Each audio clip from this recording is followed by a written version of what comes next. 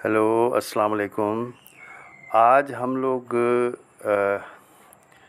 ये पेपर हल करने जा रहे हैं फेडरल गवर्नमेंट एजुकेशनल इंस्टीट्यूशंस का ईएसटी का पेपर हम लोग हल करने जा रहे हैं।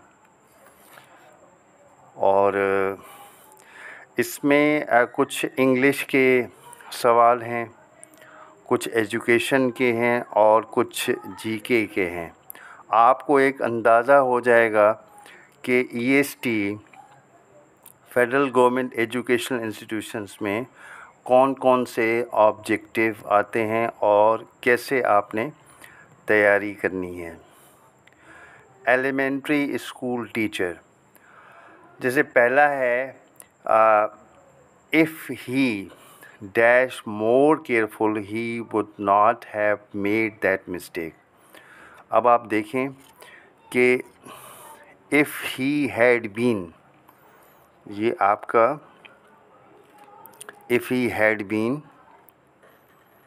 आएगा क्योंकि ये कंडीशनल सेंटेंस है और यहाँ पे वुड नॉट हैव आ रहा है, तो इसीलिए इफ़ ही हैड बीन होगा। If he had been more careful he would not have made that mistake.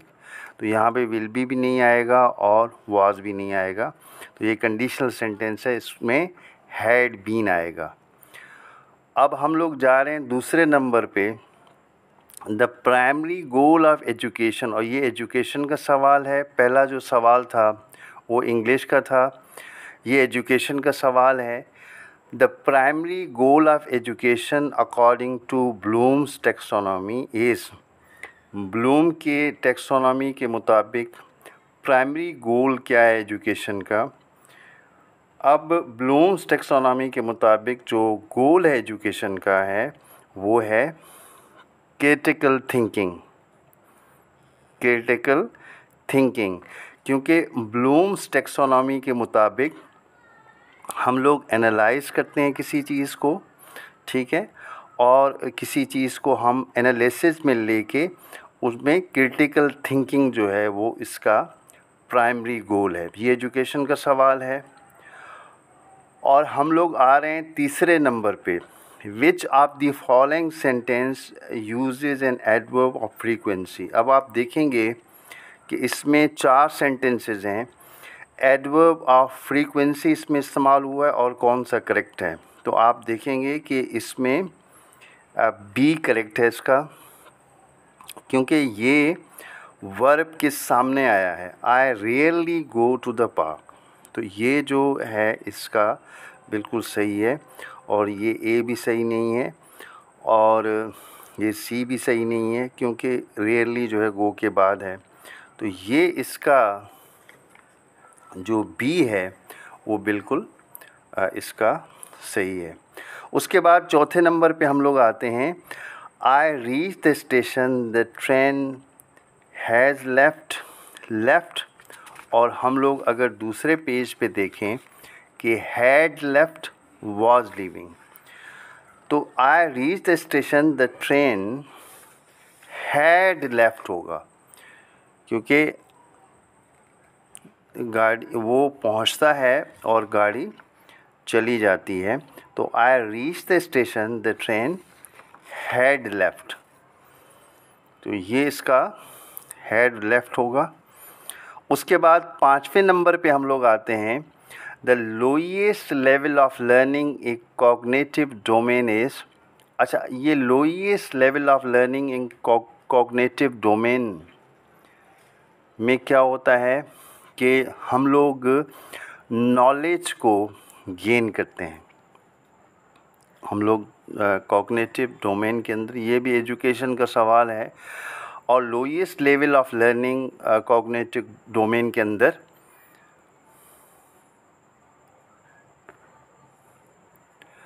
ये lowest level of learning in cognitive domain के अंदर जो है नॉलेज को हम लोग करते हैं, तो ये इसका ए होगा।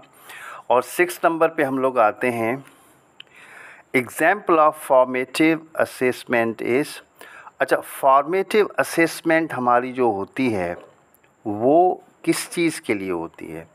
बेसिकली फॉर्मेटिव असेसमेंट की जब हम लोग बात करते हैं तो फॉर्मेटिव असेसमेंट स्टूडेंट के पॉप क्विज़ को करने के लिए फॉर्मेटिव असेसमेंट हम लोग करते हैं। तो एंड ऑफ टर्म एग्ज़ामिनेशन नहीं है, ग्रेडिंग प्रोजेक्ट भी नहीं है, और इसको स्टैंडर्डाइज टेस्ट भी नहीं है, और पॉप क्विज़ को हम लोग स्टूडेंट को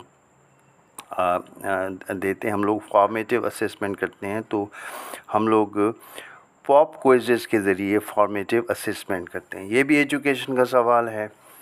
और हम लोग आते हैं 7वें नंबर पे, which of the following is the second largest industry of Pakistan. तो इसमें अगर देखेंगे कि सेकेंड लार्जेस्ट जो इंडस्ट्री है पाकिस्तान की, वो है शुगर इंडस्ट्री। क्योंकि फर्स्ट जो है वो है टेक्सटाइल इंडस्ट्री है, और फिर सेकेंड नंबर पे शुगर इंडस्ट्री है। उसके बाद हम लोग आएंगे 8 नंबर पे आएंगे, the primary import commodity for Pakistan from Africa is. Pakistan Africa से क्या इम्पोर्ट करता है? तो गोल्ड इम्पोर्ट करता है पाकिस्तान अफ्रीका से। अच्छा, उसके बाद हम लोग 9th नंबर पे आते हैं, the gateway of central Asia is. तो गेटवे जो है ग्वादर आपका गेटवे है सेंट्रल एशिया की तरफ, क्योंकि सीपेक से भी यही रिलेटेड है ग्वादर। 10वें नंबर पे हम लोग आते हैं, what is the theme of international education day 2024। तो ये थीम क्या था इंटरनेशनल एजुकेशन 2024 का? इसका जो थीम था लर्निंग फॉर लास्टिंग पीस। इसका जो थीम था वो लर्निंग फॉर लास्टिंग पीस।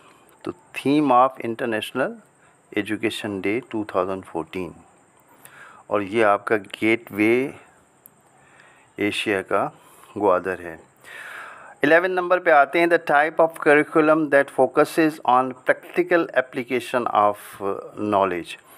तो प्रैक्टिकल एप्लीकेशन ऑफ नॉलेज, हम जो करिकुलम जो निसाब आपका प्रैक्टिकल एप्लीकेशन करता है वो होता है फंक्शनल करिकुलम, होता है फंक्शनल करिकुलम। और जो प्रैक्टिकल एप्लीकेशन नॉलेज पे उसकी टाइप होती है। उसके बाद 12 नंबर पे आते हैं हम लोग, who introduce the dialectic method. Basically dialectic method जो है क्वेश्चन आंसर मेथड है, क्वेश्चंस करते हैं उसमें और उसमें डिस्कशन होती है। तो ये डायलेक्टिक मेथड जो है वो सोक्रेटिस पहले सवाल करते थे अपने स्टूडेंट से, और उसके बाद फिर डिस्कशन वो शुरू कर देते थे। हम लोग आते हैं 13 नंबर पे, जनाह of Pakistan written by.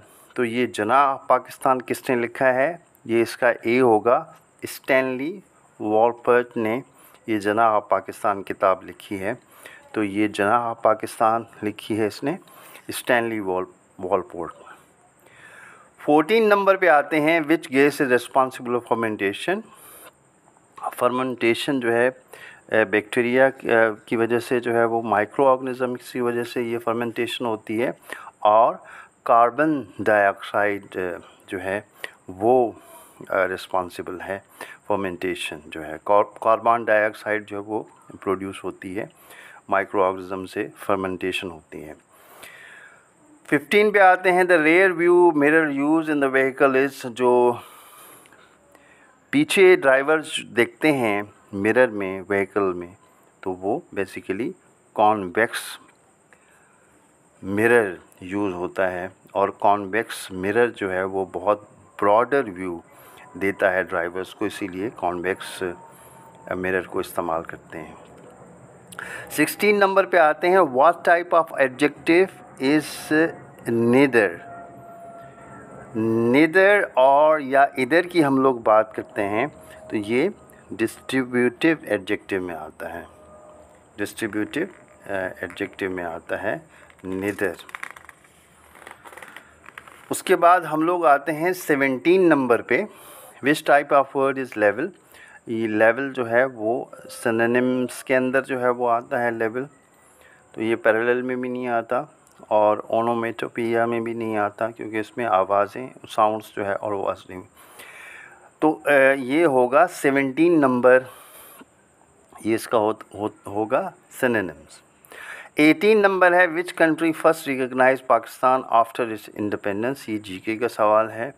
Pakistan को फर्स्ट कंट्री जिसने रिकॉग्नाइज़ किया था वो था ईरान। ईरान ने पाकिस्तान को रिकॉग्नाइज़ किया था और उसके बाद यूएस ने, यूनाइटेड स्टेट्स ने पाकिस्तान को रिकॉग्नाइज़ किया था। 19वां है, what literary device is use in the phrase mice dancing and singing. Basically in animate objects हैं या दरख्त हैं या आपके एनिमल्स हैं, उनको अगर हम लोग फीलिंग्स दें तो उसमें होता है पर्सोनिफिकेशन। पर्सोनिफिकेशन है हमारा, जिसमें हम लोग एनिमल्स को और इन एनिमेट ऑब्जेक्ट्स को हम लोग लाइफ देते हैं या फीलिंग्स देते हैं। तो ये इसका होगा। मेटाफर कंपैरिजन के लिए आता है, one thing is for another thing, और सिम्बली एज लाइक हम लोग यूज़ करते हैं, और हाइपरबोले हमारा होता है एग्जेजरेशन के लिए। आते हैं 20वें उस पर, the phrase hold fast to dreams means. Hold fast to dreams का मतलब है stick fast to your ambitions, क्योंकि होल्ड फास्ट का मतलब है stick fast to your ambition in life. उसके बाद हम लोग आते हैं 21 पे, we have no data to go upon in this case. Here to go upon means, अब ये कह रहा है कि गो अपॉन का क्या मतलब है। We have no data to go upon, हमारे पास डेटा नहीं है, तो गो अपॉन का मतलब होगा एग्जामाइन, क्योंकि हमारे पास डेटा नहीं है हम लोग किसी चीज़ को एग्जामाइन कर सकें, तो ये होगा एग्जामाइन होगा या एग्जामिन होगा। हम लोग 22 पे आते हैं, she is not cut out for this kind of work. अब ये कट आउट का क्या मतलब है, रिमूव। कट आउट का क्या मतलब है, रिमूव। 23 पे हम लोग आते हैं, who set you on to do. On to do, to set on, ये होगा set on. Set on, set you on का मतलब है इंस्टिगेटेड, कि आपको किसने प्रोवोक किया, इंस्टिगेट किया टू सेट यू ऑन, ये आप काम करें, तो ये सेट यू ऑन इंस्टिगेटेड होगा। आखिरी नंबर है, choose the correct phrasal verb. The meeting was dash due to bad weather. The meeting is put off, meeting बर्खास्त हो गई ड्यू टू बैड वेदर। तो ये कुछ आपके लिए ऑब्जेक्टिव्स थे, और इसमें आपने देखा कि इंग्लिश, एजुकेशन और जीके के सवाल थे इसके अंदर, और ज़ाहिर है आप जब ईएसटी के पेपर में अपीयर होंगे तो उसमें अरिथमेटिक्स भी होगा और बाकी भी होंगे, सवाल होंगे, तो आप इस लिहाज से इसको तैयारी करें, और इंशाल्लाह आप देखेंगे कि इसमें कुछ और पेपर्स मैं लेकर आऊँगा ताकि आप उनको देख लें और आपकी तैयारी हो जाए। Thank you very much.